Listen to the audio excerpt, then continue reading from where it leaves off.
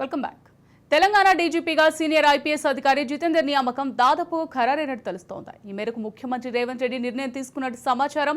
ఇందుకు సంబంధించిన ఉత్తర్వులు జారీ కానున్నట్టు తెలుస్తోంది. వాస్తవానికి మంగళవారమే ఉత్తర్వులు వెలువడాల్సి ఉండగా సీఎం మహబూబ్ నగర్ జిల్లా పర్యటన కారణంగా వాయిదా పడినట్టు తెలుస్తోంది.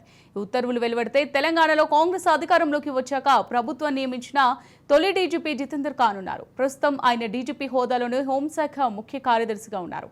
అలాగే vigilance and enforcement director general గా అదనపు బాధ్యతలు నిర్వర్తిస్తున్నారు. పంజాబ్ రాష్ట్రం జలంధర్లో రైతు కుటుంబంలో జన్మించిన జితేందర్ 1992 ఐపీఎస్ బ్యాచ్ అధికారి. ఆంధ్రప్రదేశ్ క్యాడర్కు ఎంపికయ్యారు. తొలుత నిర్మల్ ఏఎస్పీగా పనిచేసిన అనంతరం బెల్లంపల్లి అదనపు ఎస్పీగా విధులు నిర్వర్తించారు. అప్పట్లో నక్సల్స్ ప్రభావం ఎక్కువగా ఉన్న మహబూబ్ నగర్, గుంటూరు జిల్లాల ఎస్పీగా ఉన్నారు. తర్వాత ఢిల్లీ సిబిఐలో 2004 నుంచి 2006 వరకు గ్రే హౌండ్స్లో పనిచేశారు. అనంతరం డీఐజీగా పదోన్నతి పొంది విశాఖపట్నం రేంజ్లో బాధ్యతలు నిర్వర్తించారు. అప్పాలో కొంతకాలం పనిచేసి తెలంగాణ ఉద్యమ సమయంలో వరంగల్ రేంజ్ డీఐజీగా కొనసాగారు. Andhra Pradesh CID, enquiry commission, vigilance and ఎన్ఫోర్స్మెంట్లో బాధ్యతలు నిర్వర్తించిన అనంతరం హైదరాబాద్ కమిషనరేట్లో ట్రాఫిక్ అదనపు కమిషనర్గా పనిచేశారు.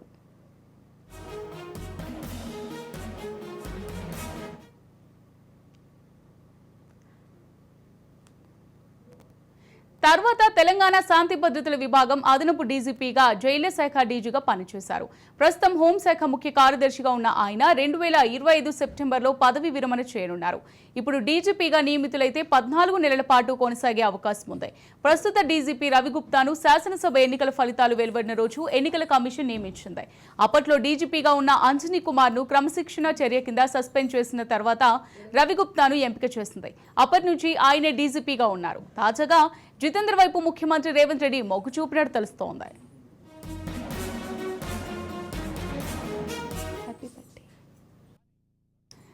కొత్త డీజీపీ నియామకంతో పాటు మరికొందరు ఐపీఎస్ అధికారులకు స్థానచలనం ఉండవచ్చని తెలుస్తోంది. రాజధాని కమిషనరేట్లకు సంబంధించి ఒక కమిషనర్ను మార్చే అవకాశం ఉంది. గతంలో అదే కమిషనరేట్ యూనిట్ అధికారిగా పనిచేసిన ఐపీఎస్ను అక్కడ తిరిగి నియమించనున్నట్టు సమాచారం. అక్కడి నుంచి మారనున్న ఐపీఎస్కు మల్టీ జోన్ బాధ్యతలు అప్పగించే అవకాశం ఉంది. అలాగే మరో మల్టీ జోన్కు హైదరాబాద్లోనే పనిచేస్తున్న ఓ ఐజీని నియమించి ఇటీవల మారిన మరో ఐపీఎస్ను అక్కడ భర్తీ చేసే అవకాశం కనిపిస్తోంది.